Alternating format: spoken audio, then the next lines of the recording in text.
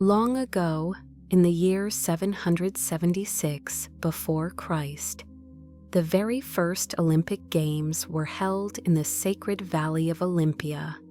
The journey to Olympia was long.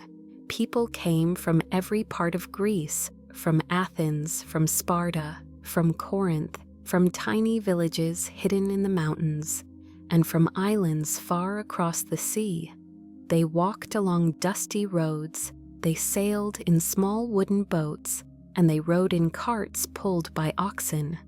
Some traveled for many days, others for many weeks, but all shared the same goal: to reach the sacred ground where the games would be held.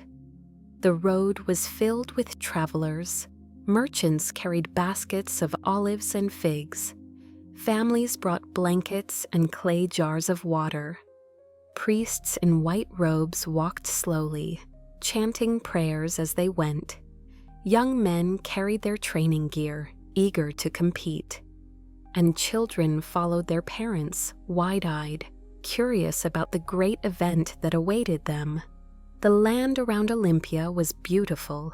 The valley was green with olive groves, and the great river Alpheus flowed quietly nearby. Its waters sparkled under the bright summer sun. The air was warm, filled with the scent of pine and earth. Birds called from the trees, and cicadas hummed endlessly in the heat. But before the games could begin, something important had to happen. The heralds of the sacred truce, the Ekateria, walked through every city of Greece. They announced that during the time of the games, all wars must stop. No soldier was to march, no weapon was to be raised. For a short time, enemies laid down their arms, and peace reigned across the land. This truce allowed the games to exist. Without it, no athlete could travel safely, and no people could gather together. And so even rivals and enemies walked side by side on a road to Olympia. For a few days, they were no longer soldiers or foes, but pilgrims, bound together by tradition and faith. As the travelers arrived in Olympia, they saw the sacred grove of Altis. Within it stood altars, temples, and ancient oak trees. The place felt timeless, as though it belonged more to the gods than to mortals. At its center, towering above all else, stood the great temple of Zeus, king of the gods. People set up tents along the edges of the grove. Some found shade under olive trees. Others built small fires to cook their food. Children played near the river, splashing water on one another, while elders sat quietly, watching the scene unfold. The valley was alive with voices, the greetings of friends, the chanting of priests, the distant sound of flutes. Night fell slowly over Olympia. The stars appeared one by one in the dark sky, bright and endless. Torches lit the pathways. Travelers lay down to rest, their hearts full of anticipation. Tomorrow the rituals would begin. Tomorrow the first Olympic Games would open. Before any contest could take place, the gods had to be honored. The first morning began with sacred ceremonies. At dawn, the priests gathered before the great altar of Zeus. The air was cool, and mist rose gently from the river. Bells rang softly in the distance, calling all people to gather. The athletes walked in a solemn line. They wore simple cloaks, their heads bowed in reverence.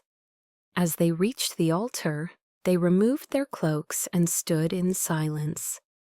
The priests raised their hands to the sky and offered prayers, asking Zeus to bless the games. Sacrifices were made.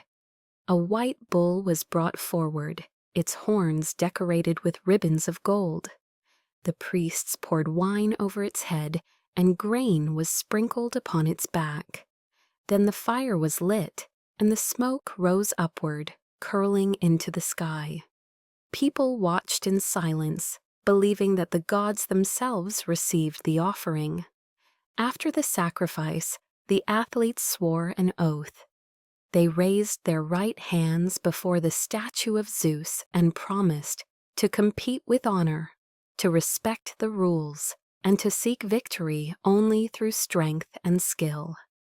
Cheating, bribery, and dishonesty were forbidden. To break the oath was not only a crime against man, but a crime against the gods. The crowd listened with deep respect.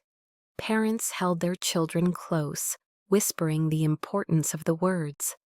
Old men nodded solemnly, remembering earlier times when such oaths bound the very heart of Greek society. When the oath was complete, music filled the air. Flutes played gentle melodies, while singers lifted their voices in hymns to Zeus.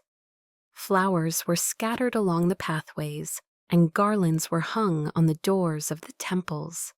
The entire valley seemed to breathe with life and devotion. As the day ended, the rituals left the people with a sense of peace. The games had not yet begun, but already Olympia felt transformed. The valley was no longer just a place of trees and stones. It had become sacred ground.